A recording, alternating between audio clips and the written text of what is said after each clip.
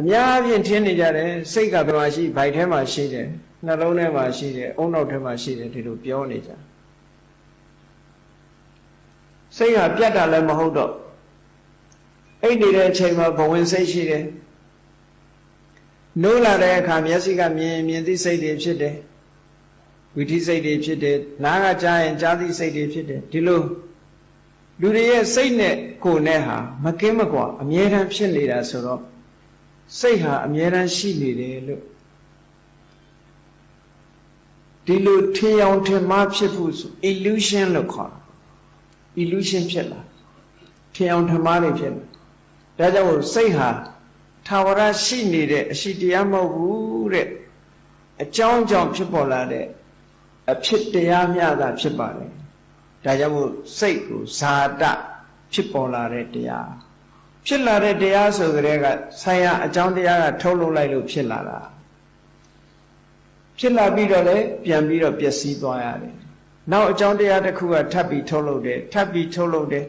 မပြတ်ထုတ်နေသည့်အတွက်ကြောင့်ရပ်တန့်ပြီးတော့မနေဘူးဆက်ဖြစ်နေတယ်တစ်ခါထုတ်တစ်ခါဖြစ်တယ်နောက်တစ်ခါထုတ်နောက်တစ်ခါဖြစ်တယ်ဆိုမမြဲတဲ့သဘောလည်းမထင်ရှားဘူးလားအေးစိတ်တိုင်းဟာသူ့ဆိုင်ရာ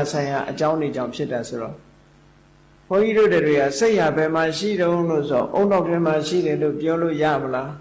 မရပါဘူး condition တစ်ခုအနေနဲ့တော့ပြောလို့ရတယ်ဟောနှလုံးသားထဲမှာရှိတယ်လို့ရောပြောလို့ရမလားအဘိဓမ္မာသင်ထားတဲ့ပုဂ္ဂိုလ်တွေကဟရိယဝတ္ထုကိုမိပြီးတော့ဖြစ်တယ်ဆိုဟရိယဝတ္ထုထဲမှာစိတ်ရှိနေတဲ့အောင်စိတ်ထဲမှာဒီလိုထင်တတ်ကြအေးတချို့ကြတော့စိတ်ဟာရုပ်ရဲ့အကျိုးဆက်လို့ဒီလိုယူဆတဲ့ပုဂ္ဂိုလ်တွေလည်းရှိတယ်အနောက်တိုင်းကပုဂ္ဂိုလ်တွေစိတ်ဆိုတာအုံနောက်ကိုခေါ်တာတော့အာယုံကြောတွေကိုခေါ်တာတော့မြတ်စွာဘုရားကအုံနောက်နဲ့အာယုံကြောနဲ့တခြားစီနော်ဆိုပါစို့ gas မိချစ်လေးထဲမှာခုနကအမာချင်းပုတ်လို့ရအောင်ဘိန်းကလေးပါတယ် gas ပါတယ်လူတူတယောက်ရဲ့အားဆိုင်ပြီးတော့ဖိချစ်မှုလေးပါတယ်အဲ့ဒီအကြောင်းတွေဆုံလိုက်တဲ့အခါကျတော့မှမီးတောက်ကလေးဆိုပေါ်လာအဲ့ဒါလိုပဲလူရဲ့တဏ္ဍာမှာကံတရားကဖန်တီးထားတဲ့ possibility ဆိုဖြစ်နိုင်ခြေလေးတွေတော့ရှိတာပေါ့သို့တော့တွေးကြည့်လိုက်လေမိจิตဖူးထဲမှာ gas မိจิตထဲမှာမီးရှိသလားလို့မေးလို့ရှင်ဘယ်လိုဖြေလို့ရမလဲရှိပါဘုန်းကြီးတို့မနစ်တုန်းကမေလဂျာမနီနာကဩစတြီးယားဆိုနိုင်ငံရှိအဲ့ဒီဩစတြီးယားနိုင်ငံမှာမြို့တော်ကဘီယင်နာအဲ့ဒီဘီယင်နာတက္ကသိုလ်ရဲ့အကြီးဘီယင်နာတက္ကသိုလ်ကပေါမောက္ခတယောက်ကဖိတ်ပြီးစိတ်အကြောင်းဟောပေးပါဆိုလို့2ရက်သွားဟောပြီးတော့မေကုန်းနေမေးအဲ့ဒီမှာ psychology နဲ့ပတ်သက်တဲ့ပေါမောက္ခတယောက်နဲ့ပတ်သက်တယ်ဘုန်းကြီးမေးလိုက်တယ်စိတ်ဟာသူရဲ့တဏ္ဍာမှာရှိနေသလားလို့ဆိုသူကရှိနေတယ်ဘယ်မှာရှိအောင်အုံနောက်ထဲမှာရှိနေတယ်အဲ့ဒါလို့ဖြေတယ်အုံနောက်ထဲမှာရှိတယ်လို့ဖြေတယ်သူတို့ကအုံနောက်ကိုပဲစိတ်လို့ယူတာရှိတယ်အဲ့လိုဖြေတော့ဘုန်းကြီးမေးလိုက်တယ်အဲ့လိုဆိုလို့ရှိရင်လို့ဂီတာထဲမှာအတန်ရှိနေသလားလို့ပီယာနိုထဲမှာအတန်ရှိလားဆိုမရှိဘူးဒါပြင်အဲ့ဒီအတန်ဘယ်ရသွားတာလို့ဆိုတိခတ်တဲ့ပုဂ္ဂိုလ်နဲ့ခုနကဆိုင်ရာအကြောင်းတွေစုံလို့ပေါ့ကဲစမီချစ်ထဲမှာမီးရှိလားမရှိဘူးအဲ့ဒီမရှိသလို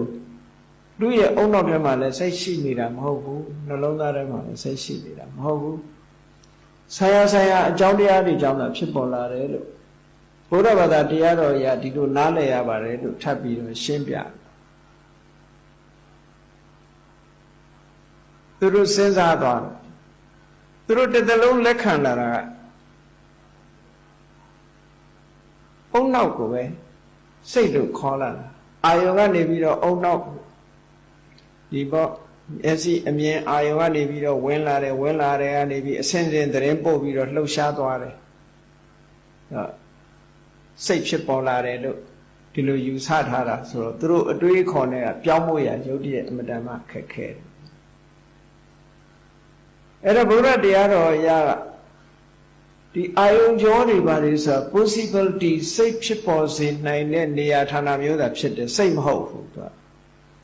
ရုပ်တရားများသာဖြစ်တယ်စိတ်ဆိုတာရုပ်တရားကိုအမိပြုပြီးတော့ဖြစ်လာတဲ့သဘာဝတရားတစ်ခုပဲရုပ်ကိုလည်းစိတ်ခေါ်တာမဟုတ်ဘူးသူတို့ကရုပ်ကိုတချို့ကစိတ်လို့ယူဆတယ်စိတ်ဆိုတာမရှိဘူးရုပ်ရဲ့လှုပ်ရှားမှုသာဖြစ်တယ်လို့ဒီလိုဆိုတဲ့ပုဂ္ဂိုလ်တွေကဆိုတယ်အေးထားတော့ဘုန်းကြီးတို့အဘိဓမ္မာကျမ်းအရာဆိုလို့ရှိရင်စိတ်ဆိုတာဟာအရှိတရားမဟုတ်ဘူးအဖြစ်တရားလို့ပြောလို့ရတယ်အရှိတရားဆိုတာနိဗ္ဗာန်အဖြစ်တရားဆိုတာအကြောင်းကိုမျှော်ငဲ့နေရတယ်အကြောင်းဆုံစည်းမှဖြစ်တယ်ဒါကြောင့်မို့လို့စိတ်ဟာဖြစ်တရားအဖြစ်တရားဖြစ်လို့ရသော်ဘုရားကဓမ္မသင်္ကတိပါဠိတော်မှာဥပ္ပန္နံဟောတိဆိုပြီးတော့အကြောင်းတရားတွေနဲ့အကျိုးတရားတွေနဲ့ဒီလိုဟောတော့ဥပ္ပစ္စတိနဲ့ဟောတော့ဖြစ်တယ်လို့ပဲဟောရှိတယ်လို့မဟောဘူးเนาะ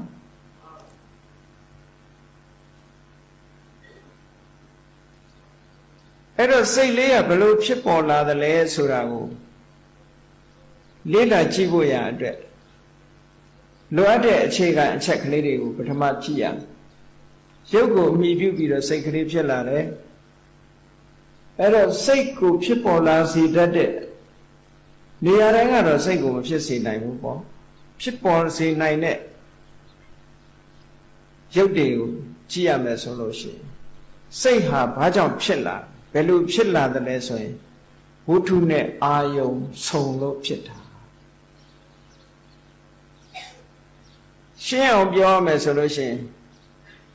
လက်နဲ့စီနဲ့ထိပြီးသွားလို့ရှိရင်အတန်လေးထွက်မလာဘူးလားစောင်းကျိုးနဲ့လက်ကလေးနဲ့ထိလိုက်လို့ရှိရင်အတန်မထွက်ဘူးလားအေးအဲ့ဒီဆုံစည်းမှုသည်ဆုံစည်းရဆိုတာတိခတ်တာကိုပြောတယ်နော်ဆုံစည်းမှုသည်အတန်ထွက်ပေါ်ခြင်းအကြောင်းဖြစ်တယ်လို့ပဲလူခန္ဓာကိုယ်မှာရှိတဲ့ရုပ်တရားတွေနဲ့သို့မဟုတ်နံတရားနဲ့ပြင်ပဗဟိတကအာယုန်တွေနဲ့ဆုံစည်းမှုဟာစိတ်ဖြစ်ပေါ်ဖို့ရအကြောင်းတစ်ခုပဲလို့ဒီလိုပြောစာလို့ပြောရင်ဝတ္ထုအာယုန်ဝတ္ထုဆိုတာစိတ်ရဲ့ဖြစ်ရာတည်ရာတည်တယ်ဆိုတာအကြာကြီးတည်နေတာမဟုတ်ဘူးစိတ်ရဲ့ဖြစ်ရာမှီရာလို့ဒီလိုပြောအောင်ဥပမာမဲ့အတန်လေးဟာစောင်းတန်လေးဆိုရင်စောင်းတန်လေးကဘယ်ကိုမှီးနေတယ်ဆိုရင်စောင်းကျိုးနဲ့စောင်းအိုးကိုမှီးနေစောင်းကျိုးနဲ့စောင်းအိုးသည်စောင်းတန်ရဲ့မှီရာဖြစ်တယ်လူလက်ကစောင်းတန်ရဲ့မှီရာဟုတ်ကလားလက်ကထွက်တဲ့အတန်မဟုတ်ဘူးเนาะလက်ကထွက်တဲ့အတန်မဟုတ်ဘူးစောင်းကျိုးနဲ့စောင်းအိုးကနေထွက်လာတဲ့အတန်ဒါကြောင့်မို့လို့ဒီအတန်လေးဟာစောင်းကျိုးစောင်းအိုးကိုမှီးတယ်လက်ပေါ်မှာမှီတာမဟုတ်ဘူးထို့တူပဲမျက်စိနှလုံးဖွင့်ပြီးတော့ကြည့်လိုက်လို့အမြင်အာယုံလေးဒီမျက်စိနဲ့လာပြီးတော့ထိလိုက်တယ် impingement အာယုံနဲ့ဝတ္ထုနဲ့ထိလိုက်တယ်တာမန်ကြည့်ရင်တော့ဒီထိခိုက်မှုလေးဟာဘာမှတာမန်ပုဂ္ဂိုလ်ကြီးကြားနိုင်လောက်တဲ့အနေအထားမရှိဘူးတို့ရဲ့သူ့စွမ်းအားကစိတ်တစ်ခုဖြစ်ပေါ်စေလောက်အောင်ဖြစ်ထန်စိတ်တစ်ခုဖြစ်ပေါ်လာစေနိုင်မျက်စိနဲ့အဆင့်အာယုံလေးကထိခိုက်မှုလေးပဲအဲ့ဒါလေးဆုံလိုက်တာဟာထိလိုက်တာပဲเนาะလူတွေကတော့ထိလိုက်တယ်လို့မသိလိုက်ဘူးပေါ့ဥပမာမဲ့အတန်လေးကနားနဲ့ထိလိုက်တယ်အနံ့လေးနဲ့နှာခေါင်းနဲ့ထိလိုက်တယ်အရသာနဲ့ဒါတွေကြတော့ထိမှန်းသိတာတယ်ပေါ့နှာခေါင်းနဲ့အနံ့နဲ့ထိတာသိတာတယ်အရသာနဲ့ရှာနဲ့ထိတာလည်းသိတာတယ်ခန္ဓာကိုယ်နဲ့ဒီဖုဒ္ဓဘာယုံနဲ့ထိတာလည်းသိတာတယ်မျက်စိကနေပြီးတော့ရူပါယုံကနေမျက်စိကိုအဆင်းအာယုံလေးကမျက်စိကိုလာထိတာကြတော့သိမသိတာ